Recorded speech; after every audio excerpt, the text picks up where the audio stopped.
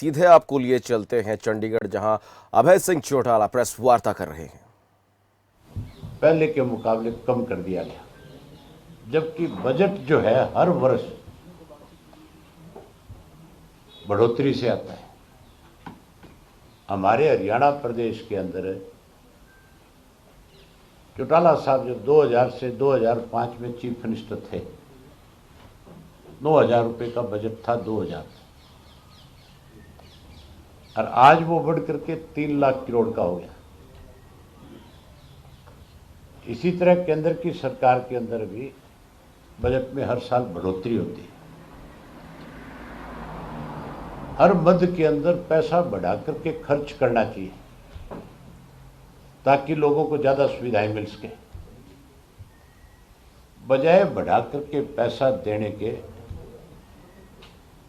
जो पैसा बजट में रखा जाता है उसको खर्च करने की बजाय केवल कागजों में दर्शाया जाता है और उस पैसे को जो है ठेकेदार और अधिकारियों के साथ मिल करके सत्ता में बैठे लोग जो है खाने का काम कर रहे हैं। हमारे हरियाणा प्रदेश में तो विशेष रूप से जब से भाजपा की सरकार बनी, कर्जा बढ़ा है और विकास के काम जो है उन पे अंकुश लगे हैं। जहां बड़े बड़े घोटाले हुए हैं, इसके लिए हमारी पार्टी ने फैसला लिया कि हम पूरे प्रदेश के लोगों के बीच में जाएंगे, लोगों के बीच में जाकर के इस 8 वर्ष में और कांग्रेस के पिछले 10 वर्ष में प्रदेश के हालात किस किस्म के रहे उनके बारे में खुल करके लोगों से चर्चा करेंगे, लोगों को खुल करके बताएंगे कि सत्ता में बैठे लोगों ने किस तरह से इस प्रदेश को लूटने का काम किया। इसके लिए हमने पार्टी के सब साथियों ने बैठ करके जब इस पर चर्चा करी तो ये फैसला हुआ कि पूरे प्रदेश के अंदर एक यात्रा की जाए और उस यात्रा के माध्यम से लोगों के अंदर घर घर तक ये बात पहुंचाई जाए। चौधरी देवीलाल ने इस हरियाणा प्रदेश को जब अलग प्रदेश बनाया था तो उनका मकसद क्या था, वो इस प्रदेश को कहाँ ले जाना चाहते थे, कहाँ पहुंचाना चाहते थे। उन्होंने सत्ता में रहते हुए प्रदेश में आम लोगों के लिए किस तरह के निर्णय लिए, फैसले किए, उन्होंने सत्ता में रहते हुए क्या क्या सुविधाएं प्रदान करी, या उनकी नीतियों की जब सरकार बनी चौधरी ओम प्रकाश चौटाला जी के नेतृत्व में, तो उन्होंने अपने कार्यकाल के दौरान लोगों को किस तरह से राजनीतिक जागृति पैदा करी और कैसे प्रदेश के लोगों के विकास के काम में सरकार की भूमिका निभाई। हम उसकी चर्चा भी लोगों के बीच में करेंगे। इसके लिए हमने इस 24 फरवरी से परिवर्तन यात्रा शुरू करने जा रहे हैं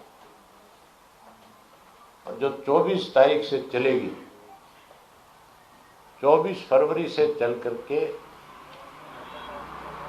25 सितंबर को चौधरी देवीलाल जी के जन्म दिवस के ऊपर उस यात्रा का समापन होगा। ये यात्रा चरणों में नहीं चलेगी, लगातार चलेगी। हर रोज 15 किलोमीटर से लेकर के और 20 किलोमीटर तक का डिस्टेंस जो है पैदल चल करके तय करेंगे। रोजाना 5 से 7 गांव जो है, शहर और कस्बे जो है टच करेंगे। जहां रात्रि आखिरी गांव जो होगा, यात्रा उसी गांव में रुकेगी, वहीं रात को रुकेंगे और अगले दिन वहीं से इसकी शुरुआत करेंगे। फिर अगले दिन चल करके अगले गांव में जा करके फिर लोगों से मिलेंगे, फिर इसी तरह से इसका पड़ाव आगे से आगे रहेगा। मैं आपको पहला जो चरण है उसके बारे में थोड़ा सा बता देता हूँ। 5 अप्रैल तक के कार्यक्रम हमने बना तो दिया पूरा 25 सितंबर तक का हरियाणा के 90 के 90 विधानसभा क्षेत्र में टच करेंगे।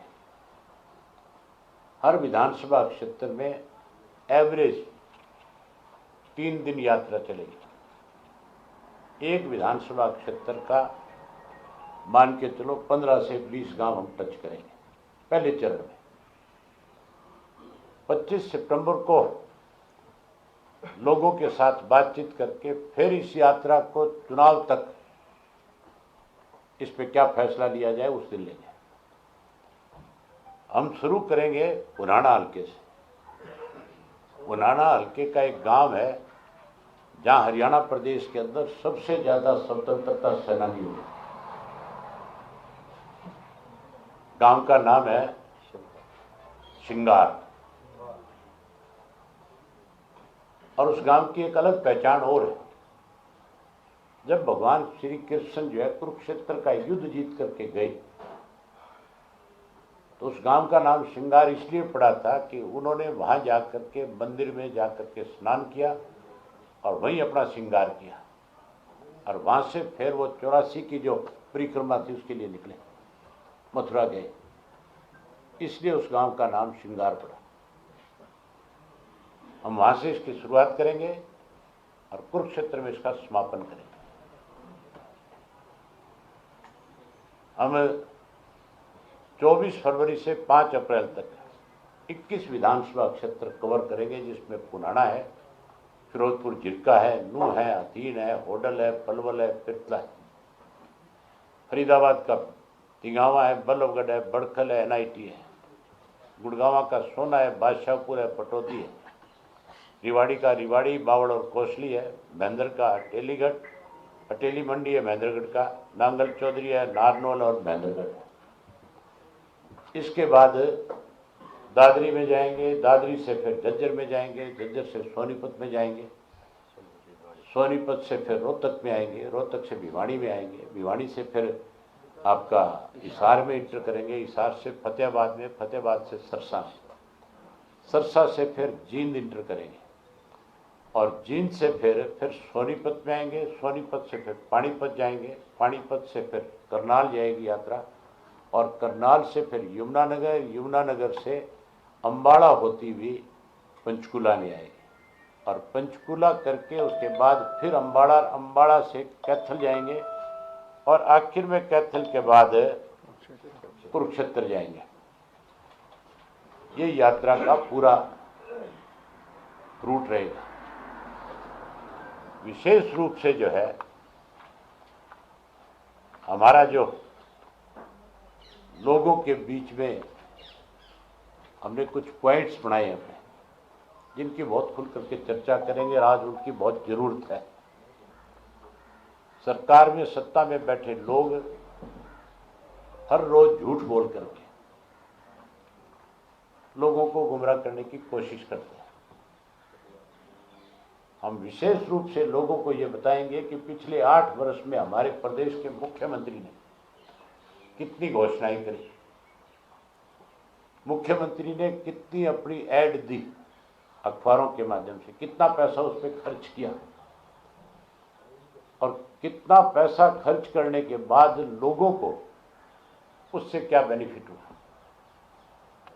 केवल अपनी और प्रधानमंत्री की फोटो अखबार में छाप करके मुझे लगता है कि अखबार के साथ भी इन्होंने कोई कमीशन तय कर रखा होगा, पैसे खाने के लिए अपनी फोटोएं छुपाते हैं।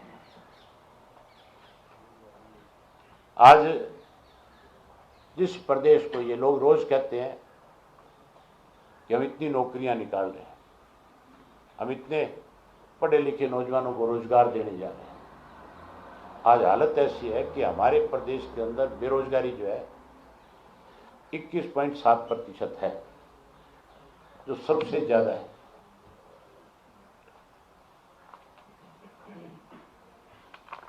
कल के ही अखबारों में छपा, उससे पहले भी छपा, इनकी अपनी एक एजेंसी केंद्र की ने एक रिपोर्ट जारी करी लॉ एंड ऑर्डर के ऊपर। आप लोगों ने भी सब देखी होगी सबने।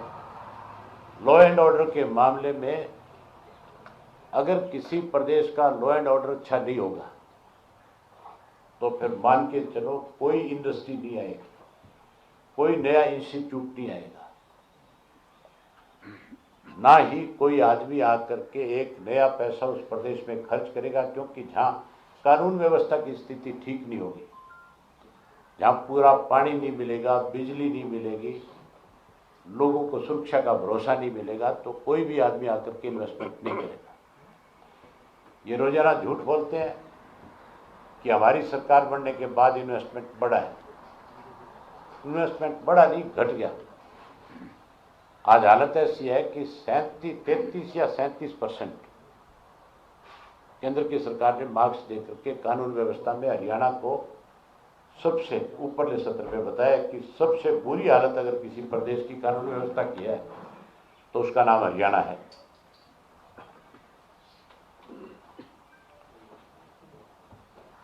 हमारे वक्त के अंदर जब चौटाला साहब चीफ मिनिस्टर थे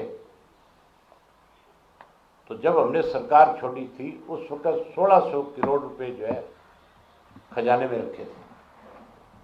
उस वक्त 1600 करोड़ जो अमाउंट था, आज वो 1,60,000 करोड़ से भी ज्यादा है। आज हालत ऐसी है कि 3 लाख करोड़ रुपए का कर्जा है हमारे प्रदेश में, और इस बजट के सत्र में मुझे लगता है वो कर्जा बढ़ करके 3.25 लाख करोड़ हो जाएगा। ये तो 25,000 करोड़ रुपए और कर्जा ले लेंगे, फिर उसको कैसे खाना है, इसके लिए कोई ई टेंडरिंग और करेंगे कहीं ना कहीं। हमारा जो इस सरकार ने किसानों की अनदेखी करने में कोई कसर नहीं छोड़ी है। आज बिजली महंगी है, पानी की किल्लत है, बीज और खाद नकली मिलते हैं। हमने एक फैसला किया कि हम लोगों में जाएंगे और अपनी पार्टी की तरफ से उनको भरोसा दिलाएंगे कि अगर आप लोगों ने हमारा साथ दिया और परिवर्तन किया, क्योंकि हमने यात्रा का नाम परिवर्तन इसलिए रखा है कि प्रदेश के लोग परिवर्तन चाहते हैं। आप किसी भी व्यक्ति के पास जाकर के बैठ करके बात करें हरियाणा प्रदेश की सरकार के बारे में, चाहे आप रेलवे स्टेशन पे जाएं, हॉस्पिटल में जाएं, कचहरी में जाएं, बाजार में जाएं, किसी की बारात में जाएं, किसी के दुख में शामिल होने जाएं, अगर वहाँ सरकार की चर्चा होती है तो हर हालत में वहाँ पे बैठा हर व्यक्ति एक बात जरूर कहता है कि इनसे पता नहीं कब पीछा छूटेगा। ये जाने चाहिए, इन्होंने लूट के खा लिया हमारा प्रदेश। इसलिए हमने इस यात्रा का नाम परिवर्तन रखा है। हर लोगों ने अगर परिवर्तन किया और हमें इस प्रदेश की सेवा करने का समय दिया तो फिर हम सस्ती बिजली देंगे, पानी उपलब्ध कराएंगे, बीज और खाद जो है और कृषि के यंत्र जो है वो अच्छे उपलब्ध कराएंगे, एमएसपी का 100% कानून बनवाएंगे। अगर केंद्र की सरकार कोई कानून नहीं बनाएगी तो प्रदेश की सरकार अपना एमएसपी का कानून बना करके किसान को उसकी फसल के उचित भाव देगी। रिटायर्ड कर्मचारियों की जो पेंशन है उसके लिए हर आदमी कहता है कि ये बाहर होनी चाहिए, केवल अखबारों में स्टेटमेंट देते हैं। उनकी लड़ाई आज तक किसी ने नहीं लड़ी। कर्मचारियों को सबसे ज्यादा बेनिफिट अगर किसी सरकार में मिला था तो 2000 से 2005 में जब चौटाला साहब की सरकार थी तो उस वक्त हरियाणा प्रदेश के अंदर कर्मचारियों की तरफ से सबसे कम स्ट्राइक हुई थी और सबसे ज्यादा बेनिफिट्स उस वक्त दिए गए थे। हमारी सरकार बनने के बाद हम नए सिरे से हर हालत में कर्मचारियों की पुरानी पेंशन की बहाली करने का काम करें। आज मजदूरी जो है 200 दिन की है नरेगा की, और वो भी पिछले 2 वर्ष में चुनाव ना करा के इस सरकार में बैठे लोग, जो आज मुख्यमंत्री कहता है कि मैं पंचायती राज संस्थाओं को ज्यादा सुदृढ़ बनाना चाहता हूं, ज्यादा से ज्यादा पंचायतों को जो है अधिकार देना चाहता हूं। अधिकार देने की बजाय उन पर अंकुश लगा दिया। आज सरपंचों को मजबूर कर दिया कि वो अपने गांव में काम काज कराने की बजाय सरकार के खिलाफ सड़कों पर बैठ जाए। कोई दिन, कोई जिला, कोई ब्लॉक ऐसा नहीं है जिस दिन सरपंच जो है सारा दिन सरकार के खिलाफ आकर के तालाबंदी करते हैं, ई टेंडरिंग को लेकर के, और जो कानून बना दिया राइट टू रिकॉल का। हैरानी की बात है, मंत्री जाकर के कहता है गांव में कि मेरी मीटिंग में मैं आज गांव में आया, सरपंच मेरा वेलकम करने दिया है, मैं उस सरपंच को जो है सस्पेंड कर दूंगा, मैं उस सरपंच के खिलाफ राइट टू रिकॉल के तहत उसको हटाने का काम करूंगा। मंत्री को बेचारे को पता ही नहीं है कि सरपंच जो है तेरे वोट से थोड़ा ही बने, गांव के लोगों ने अपना नुमाइंदा चुना है, वो किसी लुटेरे के फंक्शन में क्यों जाएगा? वो कोई ऐसे फैसले करने वाले व्यक्ति का वेलकम क्यों करेगा जिसकी वजह से इन चुने हुए प्रतिनिधियों को नुकसान हो रहा है? आज उन पर अंकुश लगाए जा रहे हैं। हमारी सरकार बनने के बाद ये जो 200 दिन का मजदूरों का जो इन्होंने कर रखा है, जो ये खा जाते हैं पैसा सारा, हम उसको 200 दिन की बजाय 365 दिन करेंगे। ये सारी बातें जो है मैं आपसे जो शेयर कर रहा हूं, ये एक एक बात मैं इन 90 के 90 विधानसभा क्षेत्र में 4200 किलोमीटर की इस यात्रा के दौरान 2000 से ज्यादा गांव, शहर और कस्बों में जाकर के आम आदमी के साथ बैठ करके उन लोगों में इस बात का विश्वास पैदा करूंगा कि जैसे चौधरी ओम प्रकाश चौटाला और चौधरी देवीलाल के वक्त में आप लोगों को हर तरह की सुविधा मिलती थी, हम नए सिरे से उन्हीं की नीतियों को आगे बढ़ाएंगे और पहले से ज़्यादा सुविधाएं आपको प्रदान करके इस हरियाणा को अग्रणीय प्रदेश बनाने का काम करें। खास करके युवा पीढ़ी और महिलाएं जो आज निराश हैं, हम युवाओं को इस बात का भरोसा 100% देंगे कि युवा को हर हालत के अंदर, पढ़े लिखे युवा को हम रोजगार उपलब्ध कराएंगे, हर घर से एक को सरकारी नौकरी देंगे। जो कोई नौकरी से वंचित रह जाएगा या जो कोई रोजगार नहीं ले पाएगा, हम उसको 21,000 रुपये बेरोजगारी भत्ता दे करके उसका मान सम्मान बढ़ाएंगे ताकि वो आगे अपना कारोबार कर सके। सस्ते ब्याज पे उन युवाओं को सरकार की तरफ से लोन उपलब्ध करवाएंगे। जिन लोगों को सरकार ने बड़े इंडस्ट्रीज को सब्सिडी देकर कहीं उनकी हेल्प करी है, जो सिक यूनिट हो जाते हैं, ऐसे लोगों से पैसा वसूल करेंगे और ये उन युवाओं को जो बेरोजगार है वो पैसा उनको देंगे, कम ऋण पे देंगे ताकि वो अपना अच्छा कारोबार खड़ा कर सके और अपने पैरों पे खड़े होकर के अपने परिवार को आगे बढ़ा सके। इसी तरीके से जो घोटाले हुए हैं आज तक प्रदेश के अंदर, हम उन सारे घोटालों को उजागर करेंगे। सरकार ने, आपने अनेक दफा देखा है विधानसभा के अंदर, हम हर बार इस बात का जिक्र करते हैं और हर बार सरकार में बैठे लोग झूठ बोलते हैं। मुख्यमंत्री ने अनेक बार विधानसभा में झूठ बोला है। मंत्री तो बेचारे, क्योंकि इनके ऊपर तो आरोप है, वो तो बचने के लिए सारा दिन झूठ बोलते ही हैं। लेकिन मुख्यमंत्री भी हमारा जो है कहीं उनके दबाव में आकर के उनकी भाषा बोलते हैं। धान का घोटाला हुआ था, इनकी नई सरकार बनी थी, हमने धान घोटाले को उजागर किया था। आज हरियाणा प्रदेश का सबसे बड़ा अगर घोटाला है तो धान का घोटाला है। आज भी 200 रुपये नमी के नाम के ऊपर धान की खरीद पे लुटेरे लूट रहे हैं। मैंने मुख्यमंत्री से ये पूछा था कि आप हमें सिर्फ ये बता दो कि जो 200 रुपये से 250 रुपये आप नमी के नाम का लेते हो वो किसके खाते में जा रहा है? सरकार के खाते में आया है, मिल मालिक के खाते में गया है, या जो एजेंसी उसकी खरीद करती है उसके खाते में गया है, या किस एजेंसी के पास जा रहा है, या सरकार में बैठे लोग बांट के खा रहे हैं इसको?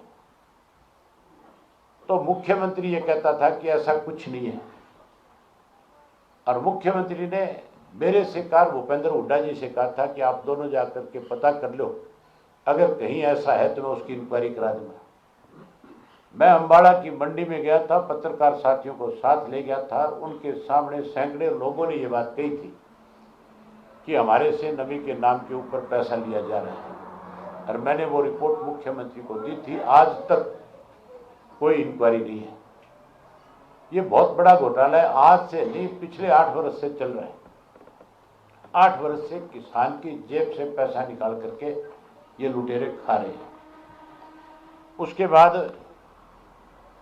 गेहूं और सरसों की खरीद में भी, और चने की जो तुलाई हुई थी उसमें भी घोटाला हुआ था। इसी तरह आपके लॉकडाउन के दौरान शराब का घोटाला हुआ, रजिस्ट्रियों का घोटाला हुआ, ट्रांसपोर्ट जो है उसमें घोटाला किया, किलोमीटर स्कीम के अंदर इन्होंने घोटाले किए, छात्रवृत्ति जो थी गरीब बच्चों को जो दी जाती है उसमें घोटाले हुए। आज तक किसी एक भी घोटाले की जांच नहीं है। फसल बीमा योजना के प्रीमियम में इन्होंने घोटाला किया, सरकारी नौकरियों में भर्ती के नाम पे पैसा लिया, आयुष्मान भारत योजना में घोटाला किया, प्रधानमंत्री आवास योजना में इन्होंने घोटाला किया, अम्बाड़ा में अंतर्राष्ट्रीय फुटबॉल स्टेडियम में 40 करोड़ रुपए का घोटाला हुआ, जिसके ऊपर अनिल विज से भी हमने पूछा था, लेकिन मैदान छोड़ के भाग गया विधानसभा में कि तेरे को इस बात की जवाबदेही ना हो। अनिल विज ने खुद ये बात मानी, उसकी खुद की स्टेटमेंट थी कि इसमें घोटाला हुआ है, लेकिन आज तक उसके ऊपर कोई कार्रवाई नहीं। इसी तरह अम्बाड़ा में होम्योपैथिक मेडिकल कॉलेज की नींव प्रति करोड़ों रुपए का घोटाला हो गया। हरियाणा राज्य फार्मेसी काउंसिलिंग जो है इसमें भी घोटाला किया। हरियाणा बिजली वितरण निगम में 50 करोड़ रुपए का घोटाला हुआ, उसकी जांच हुई, आज तक रिपोर्ट सार्वजनिक नहीं हुई। दक्षिण हरियाणा बिजली वितरण निगम है, इसमें रिटायर्ड फौजी अन्य कर्मचारियों के पीएफ जो था उसमें 6 करोड़ 31 लाख रुपए का घोटाला किया। घोटाला उजागर हो गया, लेकिन किसने किया उनके खिलाफ आज तक कोई कार्रवाई नहीं। पंचायत के चुनाव में 2 वर्ष तक देरी करी, और इस 2 वर्ष के दौरान जो पैसा पंचायती डिपार्टमेंट से पंचायतों के लिए खर्च होने के लिए गया, एक भी किसी गांव के अंदर एक नया पैसा इन्होंने खर्च नहीं किया। बीडीओ के साथ मिलकर के सत्ता में बैठे लोगों ने फर्जी बिल बनाए, और फर्जी बिल बना करके उस पंचायत के पैसे को भी इन्होंने खाया। इसीलिए आज इन्होंने ई टेंडरिंग शुरू करी है, ताकि उन्हीं लोगों के साथ मिलकर के फिर फर्जी बिल बना करके और फिर उस पैसे को खाया जाए। नगर निगम और नगर परिषदों में तो सारी सीमाएं लाद दी। आपने सब हमने देखा, फरीदाबाद में, गुड़गांव में, भिवाड़ी में हजारों करोड़ रुपए के घोटाले में, करनाल में हुआ, अम्बाड़ा में हुआ। कोई शहर ऐसा नहीं है जिसके अंदर नगर पालिकाओं में नगर परिषद में घोटाले ना हो। सरसा में तो रिश्वत देते हुए पकड़ लिया, जिसको पकड़ा उसके खिलाफ सरकार ने कार्रवाई करने के बजाय जिसने पकड़वाया उसके खिलाफ पर्चा दर्ज कर दिया। ये राज बेईमानों का है नहीं है। रोहतक में हुआ, कोई शहर नहीं बचा हुआ, एक भी शहर नहीं बचा। पंचकुला तो मेरी ख्याल एक चौक बनाने पे खा गए होंगे गणकरे से है। और इसका पंचकुला का तो मुझे लगता है मुझे किसी ना किसी दिन बैठ करके सारी बात पंचकुला में पता करके आके बतानी पड़ेगी। यहाँ तो बहुत बड़े बड़े चोर बैठे हैं जिन्होंने बहुत कुछ खाया और बहुत कुछ पहले खा लिया। ये सारी बात बतानी पड़ेगी।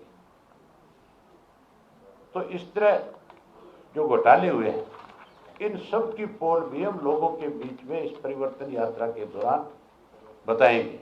ये सारी चीज, एक एक चीज इनके सामने रखेंगे। सरकार बनने के बाद आप ये देखो, बीपीएल कार्ड काट दिए, पेंशन काट दी बुजुर्गों की, उसके अलावा आशा वर्कर और मिड डे मील की जो वर्कर्स हैं, उनको अनेक बार सरकार की तरफ से आश्वासन मिले कि हम आपकी तनख्वाहें बढ़ाएंगे, पक्का करेंगे।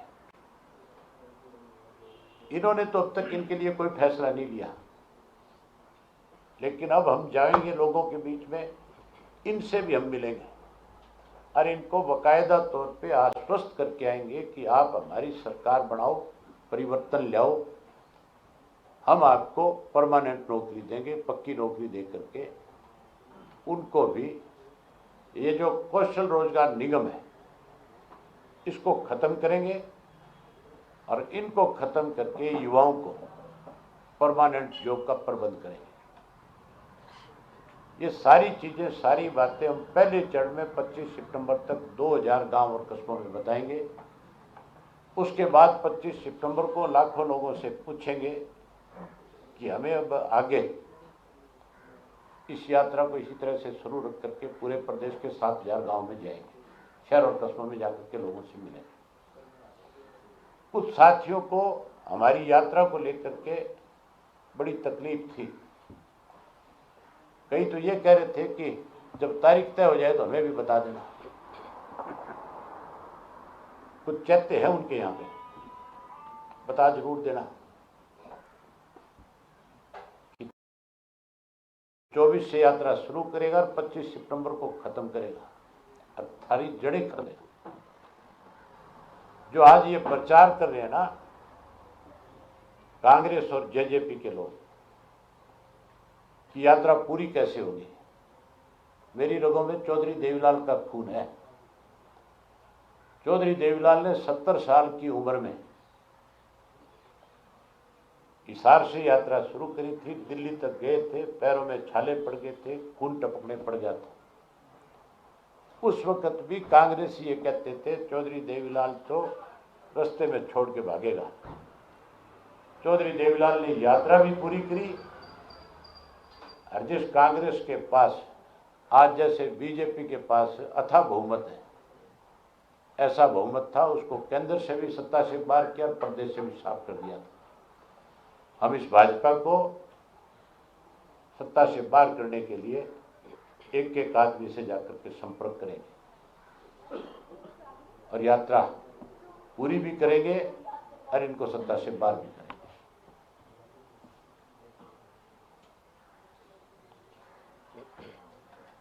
कोई और आपने कोई सवाल करना हो तो करो।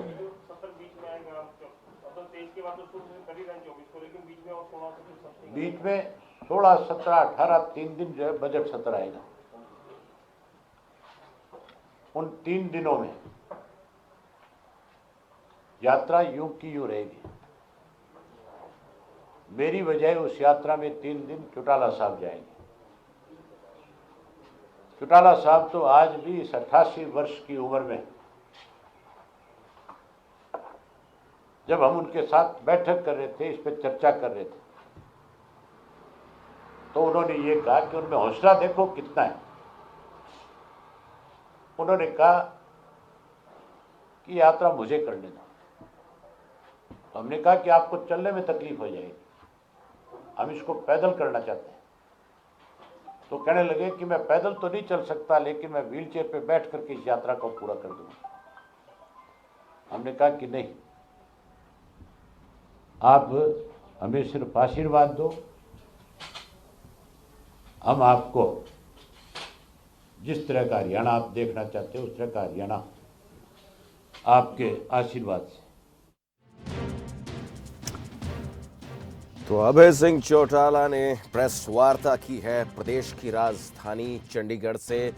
परिवर्तन यात्रा को लेकर अभय सिंह चौटाला ने ये प्रेस वार्ता की और इस प्रेस वार्ता में उन्होंने सीधे तौर पर प्रदेश की सरकार पर निशाना साधा है। उन्होंने कहा है कि प्रदेश की सरकार के चलते ही आज हरियाणा पर बहुत बड़ा कर्जा है। उन्होंने ये भी कहा कि यात्रा के दौरान वो लोगों की परेशानियों को जानने की कोशिश करेंगे। 25 सितंबर को लोगों से बात करके आगे की रणनीति भी तय करेंगे।